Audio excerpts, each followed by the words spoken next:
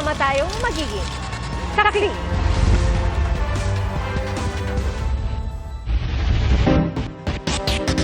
Nahaharap sa reklamong robbery with homicide ang lalaki ng hold-up sa jeep sa Quezon City kung saan isang pasahero ang nasawi. Sa Caloocan, nagsampa na ng reklamo ang babaeng biglang sinunggaban ng isang lalaki habang naglalakad sa kalsada. Saksi, si Jamie Santos. Nakabulagda sa kalsada at wala ng buhay ang babaeng yan nang tumalon mula sa sinasakyang jeep sa Commonwealth Avenue, Quezon City kagabi. Dead on arrival siya sa ospital. Sugatan naman ang 5 pang pasahero na tumalon din mula sa jeep. Kwento ng jeepney driver, patungo silang Cubao nang hold-upin ng isang lalaki na sumakay sa area ng Don Fabian. Yung kutsilyo niya po, pinakita lang niya, hold up ito, amin na yung mga bag nyo, ikang ganon. Ay yung babae, nanlalaban, ayaw niya ibigay yung bag niya, inambahan siya, sasaksakin baga.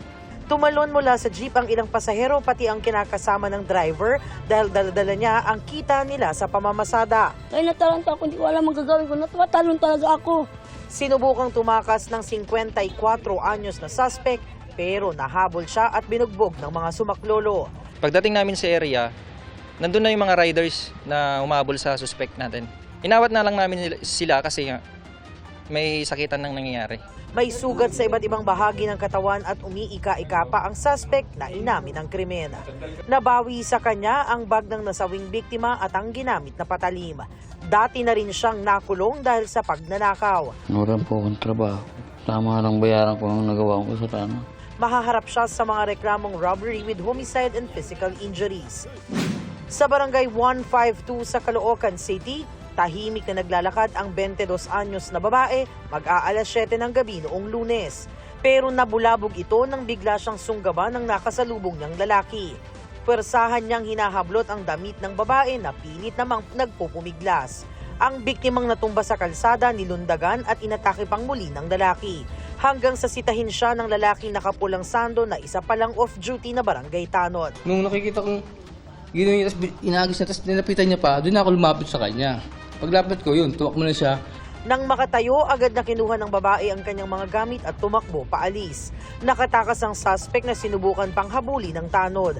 Ayon sa pulisya, hindi magkakilala ang suspect at biktima. Based dun sa CCTV footages and statement ng witnesses and dun sa statement ng victim natin, pinilit siyang sirain yung damit niya hanggang sa mapatumba siya. At nung napantumba na siya, sinugod ulit siya at gusto siyang molestyahin ng ating suspect.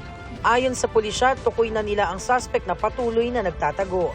Nakapagsampa na ng mga reklamo ang 22 anyos na babae ayon sa Bagong Barrio Police Substation. Ayon sa hepe ng Bagong Barrio Police Substation, para makaiwas sa ganitong sitwasyon, ugaliing maging alerto at mapagmatsyag sa paligid. Kung maglalakad tayo sa gabi at ilalabas natin yung cellphone natin, hindi natin alam kung ano yung mga dinadaanan natin. Maaring meron diyang mga masasamang loob na pwede tayong pagtangkaan. Kung maipit sa kaparehong sitwasyon tulad ng nangyari sa babaeng biktima, subukan tumawag ng atensyon o pansin ng mga tao sa paligid tulad ng pagsigaw. Kung crowded naman yung area, sumigaw tayo para mabigyan tayo ng atensyon ng mga taong nasa paligid natin. Pangalawa, kung ito naman ay deserted area, ang pinakamagandang gawin ay tumakbo. Tumakbo lang tayo, run for our lives, yun ang pinaka-importante, save ourselves. Kasi mas importante, iwanan na natin yung mga gamit natin, napapalitan yan eh. Kung ang iyong cellphone o pera ang pakay ng suspect, wag na raw subukan manlaban. Kung dumating man yung point na may endanger yung ating buhay, sumunod na lang doon sa kriminal, don't make a scene, save ourselves, then yon ang pinakamaganda after the incident, tumakbo agad sa nearest police station para makadulog ng inyong reklamo. Para sa GMA Integrated News, ako si Jamie Santos, ang inyong saksi. Hinamon ni Pangulong Bongbong Marcos ng China na tigilan na ang pangaharas sa Pilipinas at ibabalik niya sa Amerika ang Typhoon missile system. Sa gitna po yan ang patuloy na pananatili ng mga barko ng China Coast Guard sa Exclusive Economic Zone ng Pilipinas. Saksi si Ivan Mayrina. 3301. This is China Coast Guard vessel 3304. The so-called award for South China Sea arbitration is illegal and invalid. Radio challenge ito kanina ng barko ng China Coast Guard sa BRP Teresa Magbanwa ng Philippine Coast Guard. You are advised that you are currently sailing within a Philippine Exclusive Economic Zone, approximately 102 nautical miles southwest of Capones Point, Zambales, Philippines. You do not... Ayon sa PCG, oras-oras pa rin ang radio challenge sa kanilang barko sa mga barko ng China na halos isang buwan ang umiikot at nagtatakang lumapit sa lalawigan ng Zambales. Hanggang kanina, may 4 na barko ng CCG na paikot-ikot sa Bajo de Masinloc o Scarborough Shoal kasamang kanilang monster ship. Nag-iisa nagbabantay ang BRP Teresa Magbanwa at nagtataboy sa mga barko ng China. Noong January 13, sinabi ng National Maritime Council na naghain na ng diplomatic protest ang Pilipinas kaugnay sa pananatili ng mga barko at helicopter ng China sa Exclusive Economic Zone ng Pilipinas. Wala pang isang linggo matapos ito, 2 insidente ng pangaharas ang iniulat ng PCG. Nitong January 24, hindi natuloy ang Marine Scientific Survey at sand sampling sana ng BFAR sa Sandy Cay sa West Philippine Sea dahil sa pangaharas sa mga barko ng CCG at helicopter ng People's Liberation Army Navy ng China.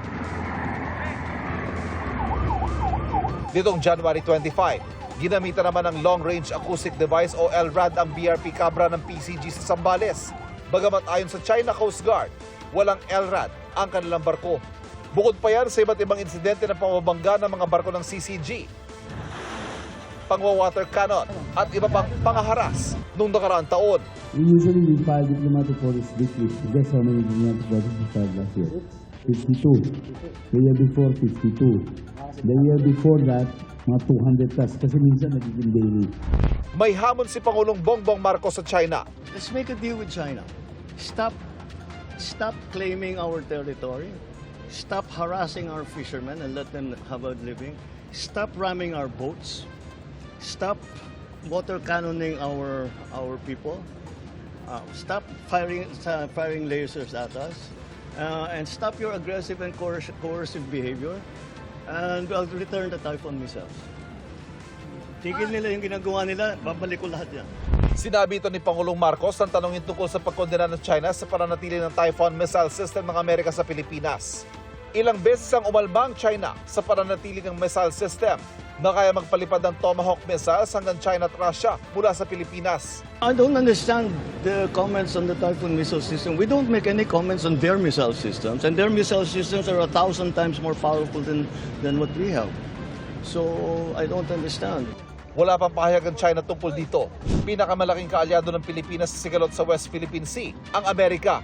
Kinumpirma ng Pangulo ang napipintong pulong nila ni US President Donald Trump, kabilang sa posibleng pag-usapan ng bagong immigration policy ng Amerika, kung saan 100,000 Pilipino ang apektado. We'll see how we can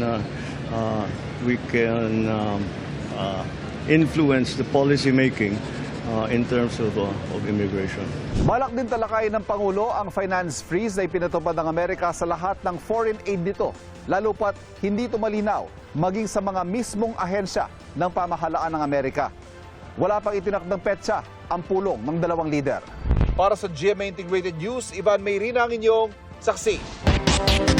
Isang senior citizen ang patay matapos matrap sa sunog sa Muntinlupa. Damay pati ang ilang alagang hayop. Saksi si Marisol Abderrahman.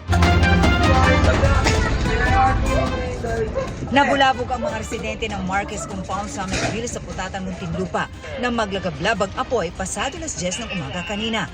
Linalamon na pala ng apoy ang kabahayan dito. 10:26 ng umaga kanina nang itaas sa unang alarma ang sunog at makalipas lamang ang ilang minuto, 15 bahay agad ang nasunog. Bukod kasi sa dikit-dikit ang mga bahay, gawa pa raw ito sa mga light material at medyo may kalakasan daw ang hangin kanina kaya mabilis na kumalat ang apoy. Lapnos ang katawan ng isang pusa dahil sa sunog. Nabo ang mga bahay, kabilang ang tirahan ng 84 anyos na si Ernesto Vibora na ipinundar niya ng matagal na panahon. Sa bahay daw niya nagsimula ang sunog. Pag muli nga akong gano'n, nakita, nagliligas yung mga sa drawer na damit. Ngayon, yung biglang hindi na ako makapasok, lakas na apoy. Kaya ang ginawa ng mga anak ko, ginalala ko dito. Pero ang mas masaklap, nasawi ang kanyang 77 anyos na hipag na si Crisanta Arrera. Pag di ka akong gano'n, laki na po yun. Kasi hindi niyo na po siya nakita. Hindi na. Wala na rin sumubok Usok na lang ang loob ng bahay. Nasa loob po si nanay, nagpapahinga. Biglaan po ang pangyayari. May nagsasabi po na malaki na raw po agad yung apoy sa loob ng bahay. Dahil ako'y naaawat dahil kami na nga lang naandito. Lumpo yan. Lumpo. Mahina ang katawang niya. Nakakalakad kaya lamang mahina siya. Tapos na sa pagkabata. Medyo nahirapan lang yung mga tropa natin kasi po nakita nyo naman yung lugar dito is medyo masikip. Tsaka yung crowd po, pagka ganyan may mga sunog talaga tayo, uncontrollable yan eh. Kaya medyo sila ang naging hindrance. Inaalam pa ang sanhi ng sunog na umabot sa ikalawang alarma. Para sa GMA Integrated News, Marisol Abduraman, ang inyong saksi. Posible umano mag-shutdown ang gobyerno kung kakatigan ng Korte Suprema ang petisyong ipawalang bisa ang 2025 national budget. Sinabi yan ni Pangulong Bongbong Marcos. We shut down everything. I guess that's what they want. They want the government to cease working. So yung matuloy yung kanilang mga destabilization na ginagawa. Ipauubay na raw ng Pangulo sa Office of the Solicitor General ang pagtatanggol sa national budget. Sabi ni Attorney Vic Rodriguez, dating Executive Secretary ng Pangulo, at isa sa mga naghain ng petisyon, sakaling maglabas ng restraining order ang Korte, hindi titigil ang gobyerno. Bagkus ay mag-ooperate gamit ang reenacted budget. Ibig sabihin, gagamitin ang kaparehong budget noong nakaraang taon. Inihain daw nila ang petisyon sa Korte Suprema para protektahan ang pondo ng bansa at pigilan ang anilay iligal na paggastos nito. Mga kapuso, maging una sa saksi. Mag-subscribe sa GMA Integrated News sa YouTube para sa iba't ibang balita.